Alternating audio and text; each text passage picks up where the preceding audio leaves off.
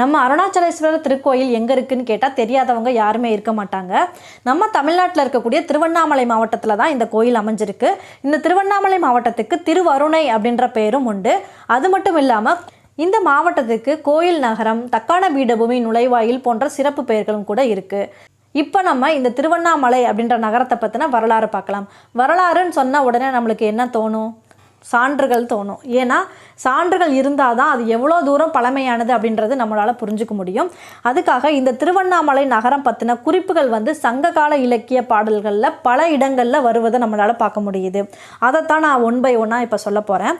கிட்டத்தட்ட 2500 வருடங்களுக்கு முன்னாடி இருந்த தொண்டைமான் இளந்திரையன் அப்படின்ற மன்னர் திருவண்ணாமலை நகரத்தை ஆண்டிருக்காரு அப்படின்றத பரிபாடல் பாடல்களில் குறிப்பிட்டிருக்காங்க.